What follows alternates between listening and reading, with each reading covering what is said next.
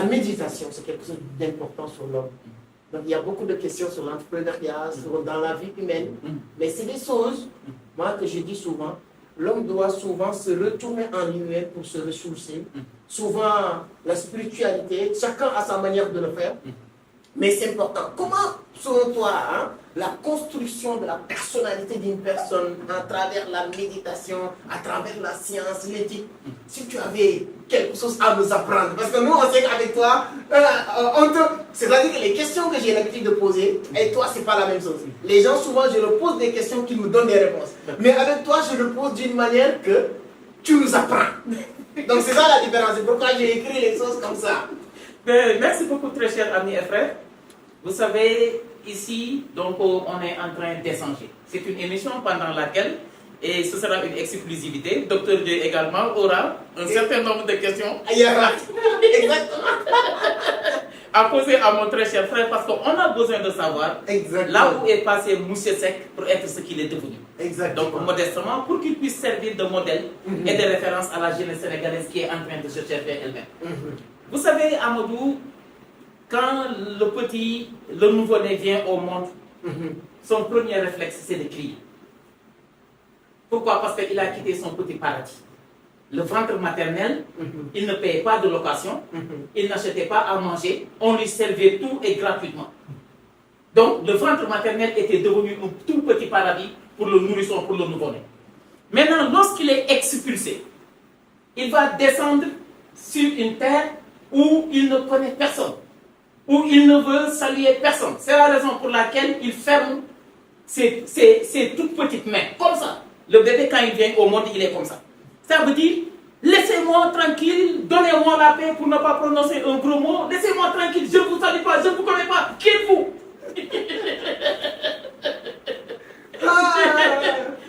En fait, on le descend dans un endroit extrêmement difficile. Où il n'y a que des peines, des privations, des illusions, des malheurs, des difficultés, des crises. Et c'est dans cette atmosphère-là, assez difficile, qu'évolue l'individu. On est en permanence dérangé, on est en permanence perturbé, on est en permanence déstabilisé. Et l'homme, il a tout en lui. Des fois, tu sors pour chercher du réconfort, alors que ce réconfort-là, si tu creuses beaucoup plus loin, tu l'as à l'intérieur de toi. C'est-à-dire, si tu te mets dans ton coin, tu écoutes une toute petite belle musique que tu as l'habitude d'écouter. Tu suis un tout petit documentaire instructif. Tu te rappelles un certain nombre d'ingrédients moraux, de citations, de belles citations, qui t'incitent à la connaissance telle que remplissez vos têtes, et laissez vos têtes remplir vos poches. Ces toutes petites choses-là te rappellent qui tu es en réalité. Et ce que tu étais sorti chercher d'or, finalement, tu le retrouves en étant connecté à toi-même. Vous savez, un téléphone portable qui n'est pas connecté ne peut pas émettre des messages WhatsApp, fondamentalement. Donc, l'individu, il a besoin de temps en temps de s'esseler, de se recroqueviller dans un coin, téléphone portable éteint, ordinateur déconnecté, tout. Il ne répond même pas au téléphone. Et là, il se pose un certain nombre de questions fondamentales de vie. Qui suis-je en réalité?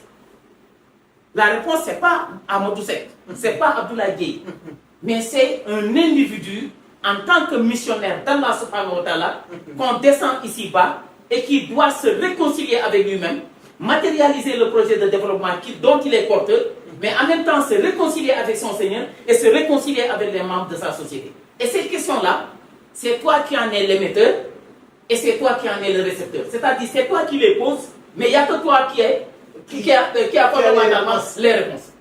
Et la méditation te connecte avec toi-même. La méditation te réconcilie avec toi-même. Cher Ahmadou, quand tu es dans un coin et que tu médites, tu te dégonfles. Tu te dégonfles. Tu es comme un ballon de foot qui se dégonfle. C'est-à-dire, tu repars à zéro. Tu remets les compteurs à zéro. Et là, c'est un nouvel air, un air d'inspiration, un air de remotivation, un air de reconscientisation qui va maintenant venir t'habiter. C'est la raison pour laquelle, avant que tu ne médites, et après avoir médité, tu n'es pas la même personne. C'est ça l'importance de la méditation dans la construction du développement personnel. Et surtout, le moment idéal pour méditer, c'est en pleine nuit, lorsque tout le monde dort.